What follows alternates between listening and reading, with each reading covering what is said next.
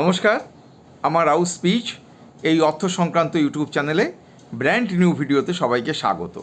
আমি একজন investment planner এবং এক্স ব্যাংক অফিসার। SWP বা সিস্টেমেটিক উইথড্রয়াল প্ল্যানের মাধ্যমে টাকা তোলার বিষয়ে বিভিন্ন বিনিয়োগকারীর মনে নানান প্রশ্ন জাগে। অনেকে ভাবেন যে SIP সিস্টেমেটিক ইনভেস্টমেন্ট প্ল্যানের মাধ্যমে ধীরে ধীরে টাকা জমিয়ে কতটা টাকা জমলে তাহলে SWPর মাধ্যমে টাকা তোলা যায়। অনেকে ভাবেন আবার লামসাম কত টাকা জমালে SWPর মাধ্যমে টাকা তুললে সুবিধা হবে।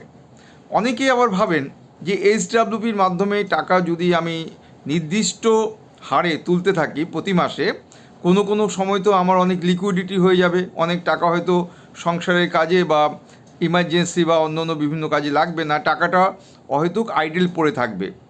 তাহলে আমরা SWP স্কিমে কীভাবে টাকা তুলব, এই পুরো ব্যাপারটাই, তার সঙ্গে ট্যাক্স রয়েছে, ট্যাক্স কতটা লাগবে, এই সমস্ত বিষয়টাই আজকে আমি পুরো বিনিয়োগকারীদের কাছে তুলে ধরব। আমার এই ভিডিওটি আমি আশা করব যে সবাই পুরোটাই দেখবেন, কারণ SWP সম্বন্ধে আমার আরও 2-3টি ভিডিও রয়েছে এই চ্যানেলে, কিন্তু আজকের ভিডিওটি একটু আলাদা রকম হতে চলেছে, যাতে সবাই বুঝতে পারেন SWP যে প্ল্যান, সেই প্ল্যানের সুবিধা কী এবং অসুবিধা কী কী আছে। আমার এই চ্যানেলে এখনও পর্যন্ত যদি কেউ সাবস্ক্রাইব না করে থাকেন, যারা দেখছেন তাদের প্রতি আমার একান্ত অনুরোধ, আমাকে উৎসাহ দেওয়ার জন্য আমার এই রাউ স্পিচ এই চ্যানেলটাকে সাবস্ক্রাইব করে দেবেন, পাশে রাখা বেল আইকনটা বাজিয়ে দিলেই হলো। পুরো ব্যাপারটাই শুনতে থাকুন। SWP এটা কী ধরনের প্ল্যান এবং কি কি সুবিধা আছে এবং কি কি অসুবিধা রয়েছে। সংসারে প্রতি মাসে যে খরচাগুলো হয় মেডিকেল এক্সপেন্সেস সমেত, সেই খরচাগুলোকে মেটানোর জন্য SWP একটা বিরাট সহায়ক। তার সাথে হয়তো ওই ব্যক্তির পেনশন থাকতে পারে বা নাও থাকতে পারে, ওই ব্যক্তির ফিক্সড ডিপোজিট ব্যাংকে বা পোস্ট অফিসে থাকতে পারে, সেখান থেকে তিনি হয়তো মান্থলি ইন্টারেস্ট পান। অতএব ফিক্সড ডিপোজিটের ইন্টারেস্ট, পেনশন এবং SWP, এই 3টে জায়গা থেকে মূলত প্রতি মাসে টাকা আসতে পারে। ওই ব্যক্তি মিউচুয়াল ফান্ডের বিভিন্ন স্কিমে যে টাকা রেখেছেন, সেখান থেকেই কিন্তু সিস্টেমেটিক উইথড্রয়াল প্ল্যানের মাধ্যমে একটা পার্সেন্টেজে তিনি টাকা তুলতে চান। ফর এক্সাম্পল, তিনি হয়তো 10 লক্ষ টাকা রেখেছেন কোনো মিউচুয়াল ফান্ডের স্কিমে, সেখান থেকে তিনি হয়তো ঠিক করলেন যে 7% তিনি টাকা প্রতি মাসে তুলবেন।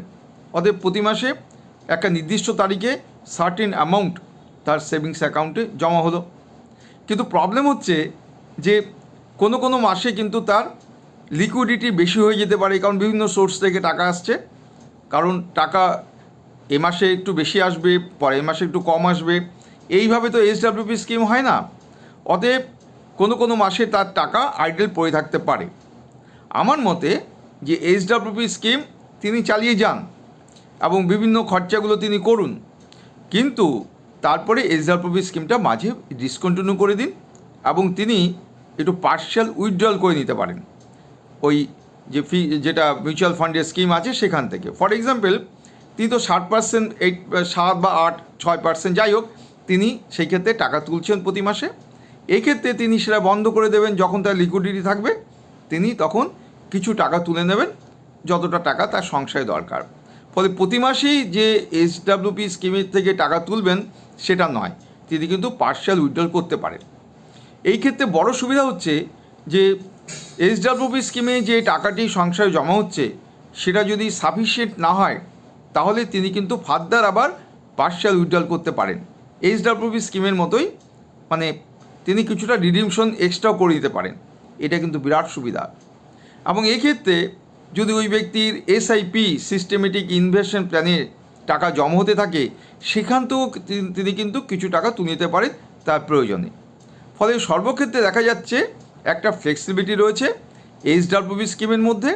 সেখানে তো বললামই যে প্রতি মাসে নির্দিষ্ট টাকা, এবং যখন যেমন দরকার হবে তখন তিনি কিছু টাকা তুলতেই পারেন। এবং নয় যে SWP স্কিমে কোনো একটি নির্দিষ্ট স্কিমে টাকা তুলছেন, তাহলে তিনি ওই স্কিম থেকে আর উইথড্রয়াল করতে পারবেন না এডিশনালি। হঠাৎ করে সংসারে লিকুইডিটি বেশি হয়ে গেলে, মানে অনেক টাকা যদি জমা হয়ে যায় কোনো মাসে, তিনি সেখান থেকে কিছু টাকা আবার ওই যে নির্দিষ্ট যে ফান্ডটি যেখান থেকে তিনি এসডব্লিউপি স্কিমটি চালাচ্ছেন সেখানে কিন্তু তিনি এডিশনাল পারচেস করে জমাতেও পারেন ওই নির্দিষ্ট স্কিমে। এটাও কিন্তু একটা সুবিধা রয়েছে। কোনো বিনিয়োগকারী যদি কোনো মিউচুয়াল ফান্ডের কোনো স্কিমে লামসাম বিনিয়োগের পরে কিংবা তিনি হয়তো অনেক দিন এসআইপি বা সিস্টেমেটিক ইনভেস্টমেন্ট প্ল্যানে টাকা জমিয়েছেন, সেই দুটো ক্ষেত্রেই তিনি এসডব্লিউপি স্কিমে টাকা তুলতে চান, তাহলে কিন্তু শর্ট টার্ম ক্যাপিটাল গেইন ট্যাক্সের তিনি মুখোমুখি হবেন। এসআইপির ক্ষেত্রে 11 মাস, সেই ক্ষেত্রে কিন্তু 1 বছরের কম থাকে ইনস্টলমেন্টগুলো, আর 12তম মাসটা পার হয়ে যায়। অতএব সেখানেও কিন্তু short term capital gain tax থাকে। আর যে ক্ষেত্রে লামসাম তিনি বিনিয়োগ করেন সেই ক্ষেত্রেও কিন্তু short term capital gain tax হবে যদি তিনি পরের মাস থেকেই টাকা তুলতে শুরু করেন বা 1 বছরের মধ্যে টাকা তোলেন। কারণ এক্ষেত্রে short term capital gain tax হচ্ছে 20% লাভের ওপরে। যদি তিনি লোকসানে চলেন, মানে যে টাকা তিনি বিনিয়োগ করেছেন, মনে করুন তিনি 10 লক্ষ টাকা বিনিয়োগ করলেন, কিন্তু এক্ষেত্রে দেখা গেল যে তার দাম কমে 9,50,000 টাকা হয়েছে, তাহলে সেই ক্ষেত্রে কিন্তু short term capital gain tax আসবে না। কিন্তু ধরুন লাভ হলো, সেই ক্ষেত্রে long term capital gain tax আসবে 1 বছর বাদের থেকে। অতএব 1 বছর ওয়েট করতে হবে কোনো মিউচুয়াল ফান্ড স্কিমে টাকা রেখে, তারপর তিনি এসডব্লিউপিতে টাকা তুলুন। কারণ 1 বছর ওয়েট করলে long term capital gain tax হয়, এবং সেটা হচ্ছে লাভের ওপরে 1,25,000 টাকা ছাড়, তার ওপরে 12.5% ট্যাক্স হতে পারে।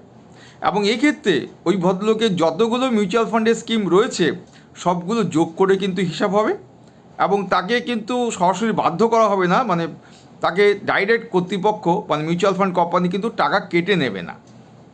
যেমন ব্যাংক এবং পোস্ট অফিসে টিডিএস থাকে, ট্যাক্স ডিডাকশন অ্যাট সোর্স, এই ক্ষেত্রে প্রথমেই টাকা কেটে নেওয়া হয়। কিন্তু মিউচুয়াল ফান্ডের ক্ষেত্রে বিনিয়োগকারীকে তার যে আইটিআর যখন সাবমিট করবেন তখন তাকে দেখাতে হয় যে তিনি কত ট্যাক্স দিচ্ছেন। এটা কিন্তু একটা সুবিধা রয়েছে, অসুবিধা রয়েছে। কারণ এই ক্ষেত্রে যে যখনই তিনি টাকা তুলবেন তখনই তো short term capital gain tax হয়ে গেল 1 বছরের মধ্যে তিনি যদি টাকা তোলেন। কীভাবে ট্যাক্সটি ধার্য হচ্ছে? তিনি যখন পারচেস করছেন তখন যে নেট অ্যাসেট ভ্যালু থাকে এটাকে ধরে না হয় তিনি পারচেস করেছেন, এবং মনে করুন তিনি যখন পারচেস করছেন তখন হয়তো ওই স্কিমের দাম ছিল 13 টাকা 26 পয়সা। তিনি তারপরে তিনি যে ইউনিট বিক্রি করছেন, হয়তো তিনি 1 লক্ষ টাকা দিয়ে একটা স্কিম কিনেছেন, তখন 13 টাকা 26 পয়সা দাম ছিল কেনার সময়। তারপরে তিনি যখন কিছুটা টাকা তুলছেন, তিনি হয়তো তার থেকে 1,000 টাকা তুললেন একটা সময়ে, তখন হয়তো 13 টাকা 26টা বেড়ে 14 টাকা 20 হলো। তাহলে টাকা বেড়ে গেল, লাভ হয়ে গেল। এই যে লাভ 14 টাকা 20 বিয়োগ 13 টাকা 26, এই লাভের ওপরে যে টাকাটি তিনি তুললেন সেই টাকাটি গুণ করে তার যে মান দাঁড়াবে সেটাই হবে ট্যাক্স। এইভাবে প্রতি মাসে তার কিন্তু এই 20% ট্যাক্স তার ধার্য হবে। 1 বছর বাদে তখন লং টার্ম ক্যাপিটাল গেইন হয়ে গেল, তখন long term capital gain tax হবে। আমি আমার বিভিন্ন ভিডিওতে উদাহরণ দিয়ে এবং চার্ট দিয়ে এগুলো বুঝিয়েছি। আজকে সহজেই ব্যাপারটা বলে দিলাম যে কীভাবে এটা হতে পারে। প্রথমে যে টাকা দিয়ে পারচেস করা হলো তখন যে ইউনিটের দাম ছিল, ন্যাব যত ছিল, পরে তিনি যখন যতটুকু টাকা তুললেন, পরে মনে করুন তিনি কোনো একটা সময় এসডব্লিউপি স্কিম হোক বা তিনি একটি রিডিমশন করলেন, পার্শিয়াল উইথড্র করলেন 5,000 টাকা, আবারও বলছি কথাটা, তাহলে 5,000 টাকা তিনি যখন তুললেন সেই দিনের যে রেট আছে ন্যাব বেড়ে যাওয়া হয়েছে, যেটা আগেই বলেছি 14 টাকা 20 হয়েছে, উদাহরণ দিচ্ছি আর কি, আগে ছিল 13 টাকা 26, এই ডিফারেন্সটুকু করে এটা হচ্ছে তার লাভ হলো। এবার 1,000 টাকার উপর কতটুকু মান হবে সেইভাবেই কিন্তু 20% ফেলে হিসাবটি করতে হবে। তাহলে short term capital gain tax হবে যদি ওই স্কিমে লাভ হয়ে থাকে এবং 1 বছরের মধ্যে তিনি যদি টাকা তোলেন। তিনি যে সকল মিউচুয়াল ফান্ডের স্কিম থেকে টাকা তুলবেন সেইগুলোকে যোগ করা হবে। এমন নয় যে তিনি টোটাল যে মিউচুয়াল ফান্ডের স্কিমগুলো কিনেছেন সেই সবগুলোর লাভের হিসাব আসবে, তা নয়। তিনি যেই স্কিমগুলো থেকে টাকা তুলেছেন সেইগুলো যোগ করে কিন্তু এই short term capital gain tax হবে 1 বছর আগে টাকা তুললে, এবং সেইগুলোই কিন্তু যোগ করা হবে তিনি যদি ওই টাকাগুলো তোলেন 1 বছরের পরে।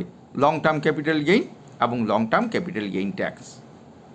অনেকেই এই প্রশ্নটি করে থাকেন যে একটা নির্দিষ্ট টাকা মিউচুয়াল ফান্ডের স্কিমে রেখে প্রতি মাসেই তো টাকা তুলে নেওয়া হচ্ছে, তাহলে একসময় কি ওই টাকা, যে টাকাটা তিনি প্রথম রেখেছিলেন, সেই টাকাটা জিরো হয়ে যাবে?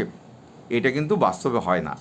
কারণ যখন তিনি কিনেছিলেন তখন যে রেটটা ছিল, হয়তো তিনি প্রথমে কিনেছিলেন যেদিন এই স্কিমটি বাজারে লঞ্চ করেছিল 10 টাকা করে, ন্যাপ ছিল 10 টাকা, সেটা তো বাড়তে শুরু করে দিয়েছে এবং সেটা 3 বছর 4 বছর বা 2 বছর বাদে কখনোই 10 টাকা থাকবে না, দেখা গেছে সেটা বেড়েই যায়। কারণ আমরা জানি যে বিএসসি সেন্সেক্স 1978 সালে ছিল 100, সেটা বেড়ে এখন 77,000 চলছে, অতএব এই ক্ষেত্রে বাড়বেই। দেখতে হবে স্কিমগুলো কেমন রয়েছে, কোন ধরনের স্কিম, সেক্টর, এগুলো দেখতে হবে যে কতটা বাড়লো, কোন স্কিমে বেশি বাড়বে, কোন স্কিমে কম বাড়বে। অতএব জিরো কিন্তু কখনোই হবে না, এটাই কিন্তু বাস্তব। তাহলে এইচডাব্লিউপি স্কিমের সুবিধাগুলো কী কী? প্রথম সুবিধা অবশ্যই হচ্ছে স্টেডি ক্যাশ ফ্লো। ক্যাশ প্রতি মাসে একটা নির্দিষ্ট তারিখে সংসারে আসতেই থাকবে। 2 নম্বর হচ্ছে ট্যাক্স এফিসিয়েন্সি। ট্যাক্সের ব্যাপার তো বললামই, short term capital gain tax, long term capital gain tax, এবং ট্যাক্সটাকে কীভাবে বাঁচাতে হবে। দুটো ফিনান্সিয়াল ইয়ারে ভাগ করে দিলেই ট্যাক্স কিন্তু অনেক কমে যায়। লং টার্মে জেনারেলি ট্যাক্স হয়ই না প্রায়। আর একটা বড় সুবিধা হচ্ছে যে আমি যে কোনো সময় এসডাব্লিউপি বন্ধ করে দিতে পারি। আমার হয়তো লিকুইডিটি দরকার নেই বা বাজার ডাউন, সেটাও কিন্তু একটা বড় সুবিধা। আরেকটা সুবিধা রয়েছে যে আমরা এসডাব্লিউপি প্ল্যানে আমাদের যে টাকাটি তুলছি সেটা কোনো সময় বাড়িয়ে নিতে পারি, কোনো সময় কমিয়েও দিতে পারি, আবার পার্শিয়াল উইথড্রল করতে পারি। এগুলো কিন্তু সমস্তটাই এসডাব্লিউপির সঙ্গে জড়িত, যদিও পার্শিয়াল উইথড্রলটা সিস্টেমেটিক নয়, যখন যেমন দরকার তখন সেটা করা হয়। আরেকটি বড় সুবিধা হচ্ছে যে আমরা রুপি কস্ট অ্যাভারেজিংটাকে রিভার্ট করে দিতে পারি। যখন দেখা যাচ্ছে যে মার্কেট ড্রপ করে যাচ্ছে, মার্কেটে দাম কমে যাচ্ছে স্কিমটির, তখন কিন্তু আমরা বেশি সেল করতে পারি। আবার যখন দেখা যাচ্ছে স্কিমটির দাম বেড়ে যাচ্ছে, তখন কিন্তু আমরা কম সেল করতে পারি। ফলে আমরা এসআইপিতে যেমন রুপি কস্ট অ্যাভারেজিং দেখি, এক্ষেত্রেও কিন্তু এই রুপি কস্ট অ্যাভারেজিংটা রিভার্টেড হয়ে আসতে পারে। অতএব এই সমস্ত সুবিধাগুলোই কিন্তু এইচডাব্লিউপি স্কিমের মাধ্যমে আমরা পেতে পারি।